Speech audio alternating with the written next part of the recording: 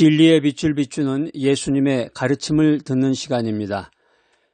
고난주간은 우리 주 예수 그리스도께서 십자가를 향해 나아가시는 그 길목에서 다양한 도전과 논쟁을 겪으신 시간입니다.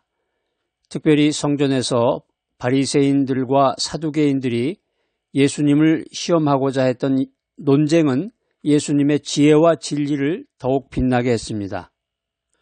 우리가 성경을 보면 고난주간 동안에 예수님께서 성전에서 바리새인들과 사두개인들과 논쟁을 벌이셨습니다. 이 사건은 단순한 말싸움이 아니라 예수님의 권위와 예수님의 진리를 드러내고 당시의 종교 지도자들의 잘못된 가르침을 바로잡기 위한 것이었습니다. 오늘 첫 번째 바이블 메시지는 논쟁의 시작, 오소로티에 대한 질문입니다.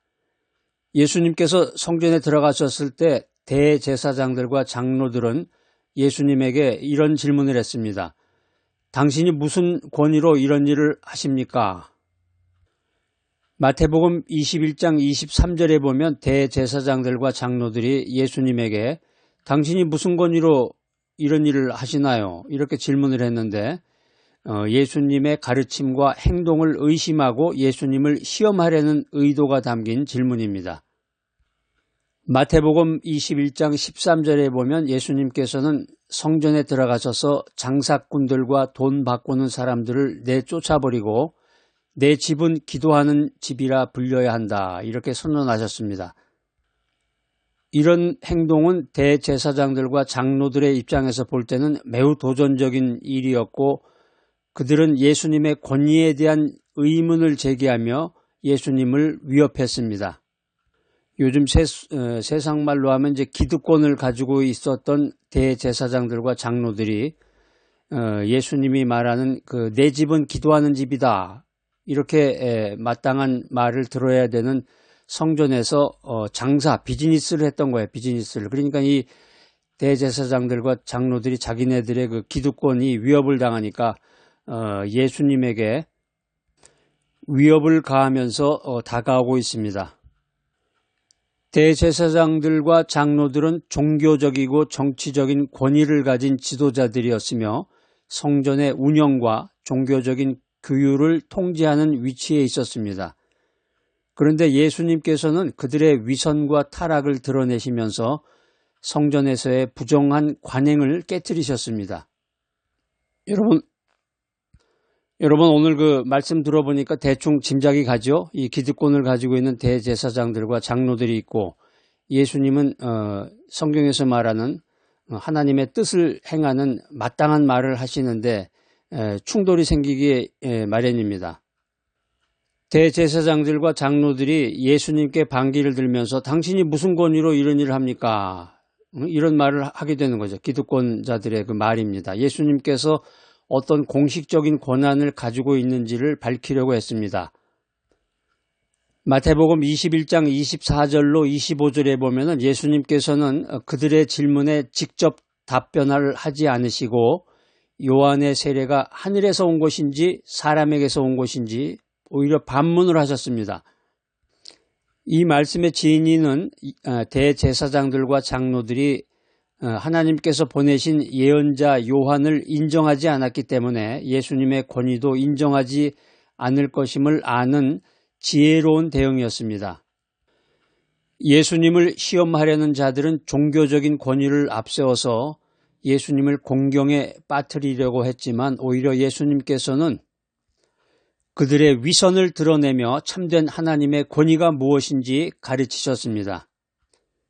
이 사건은 우리에게 중요한 교훈을 줍니다. 세상의 기준과 권위에 흔들리지 말고 하나님의 뜻과 진리를 따르는 신앙을 가져야 된다. 이 메시지를 예수님이 우리에게 주고 계십니다.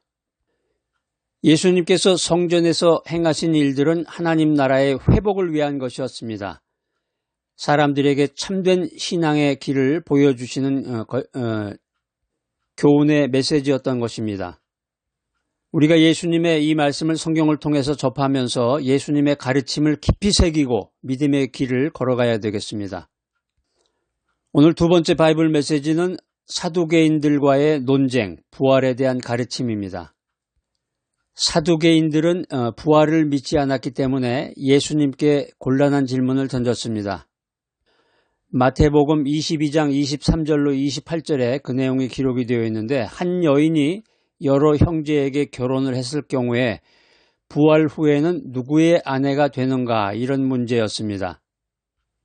예수님께서는 마태복음 22장 30절을 통해서 부활 때에는 사람들이 장가도 아니가고 시집도 아니가고 하늘에 있는 천사들과 같다, 이렇게 말하시면서 부활의 참된 의미를 밝혀주셨습니다.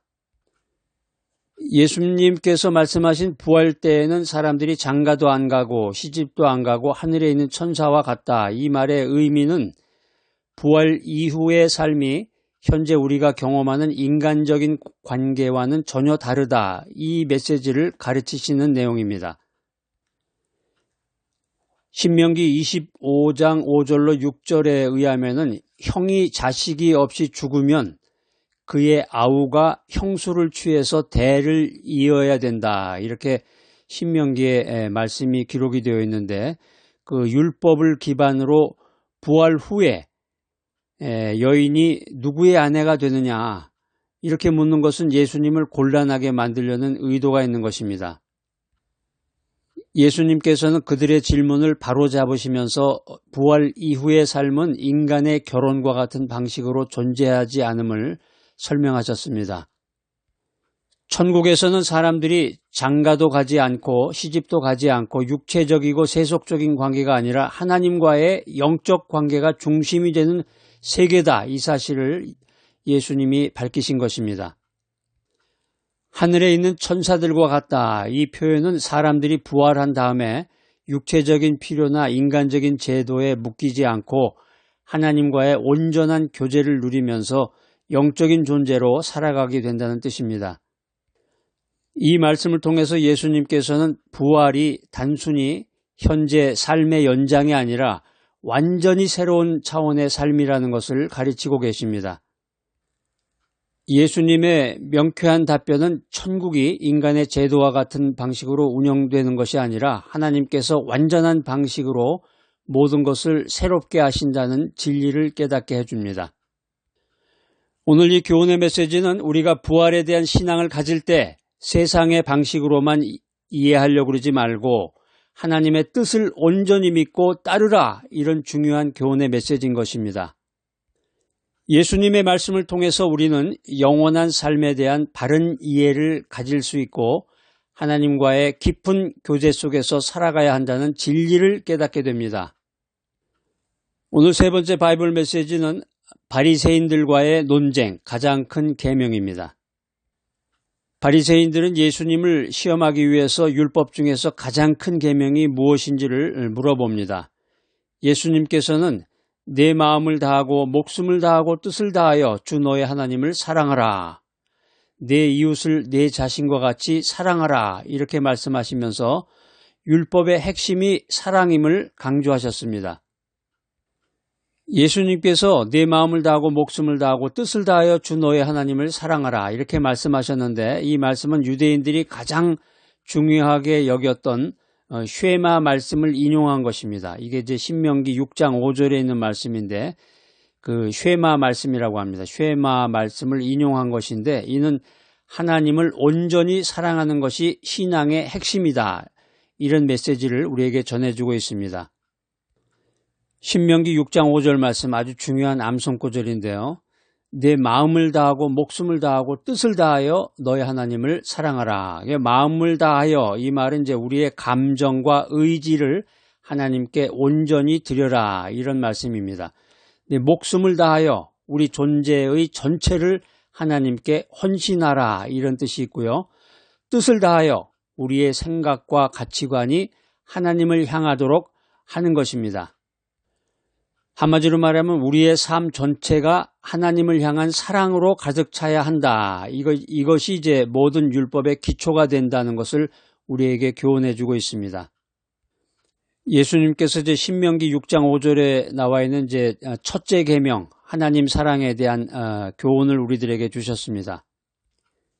예수님께서 레위기 19장 18절에 나와 있는 둘째 계명 이웃사랑에 대한 메시지를 우리들에게 전해주시는데 하나님의 사랑과 함께 내 이웃을 내 자신과 같이 사랑하라 이 말씀을 덧붙이셨습니다. 여기서 이제 내 자신과 같이 이 말은 이제 자신을 사랑하는 것처럼 이웃을 소중히 여기고 존중해야 된다 이런 뜻이 있고요. 내 이웃의 범위는 그럼 어떻게 되나요? 이웃의 범위는 그러니까 단순히 가까운 사람들, 이게 지인들뿐만이 아니라 뭐 가족은 당연히 포함되는 거죠. 이렇게 점점 멀어지는 거니까 이제 가족이 있고 이제 친척이 있고 이제 지인이 있고 가까운 사람들뿐만 아니라 낯선 사람, 나그네, 처음 만난 사람이죠. 처음 만난 사람, 심지어는 원수까지도 포함한다는 거예요.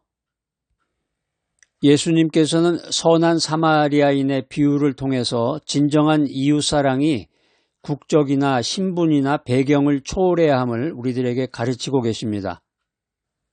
마태복음 22장 40절에 보면은 예수님께서 이 두 계명이 온 율법과 선지자의 강령이다 이렇게 말씀하십니다.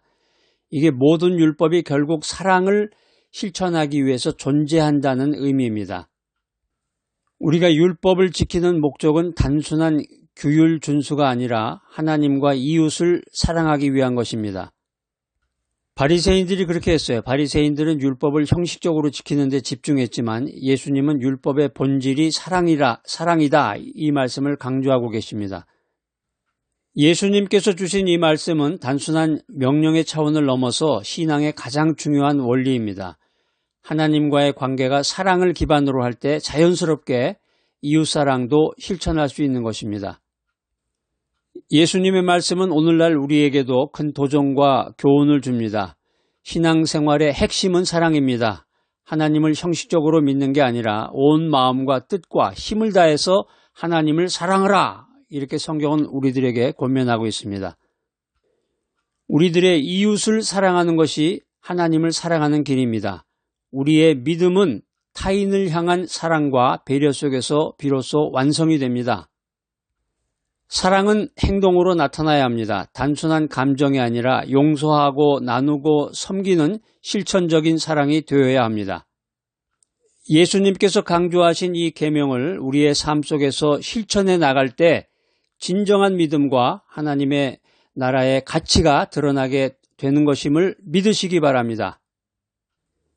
예수님께서는 고난주간 화요일에 성전에서의 논쟁을 통해서 예수님이 하나님의 참된 아들이심을 나타내셨습니다. 사람들은 논쟁을 통해서 예수님을 시험하고 넘어뜨리려고 했지만 오히려 예수님의 지혜는 더욱 빛나고 예수님의 가르치심은 더욱 명확해지셨습니다. 오늘 고난주간 화요일을 맞이해서 우리는 이 논쟁을 통해서 예수님이 주시는 참된 진리를 깨닫고 예수님의 말씀을 마음 깊이 새겨야 합니다.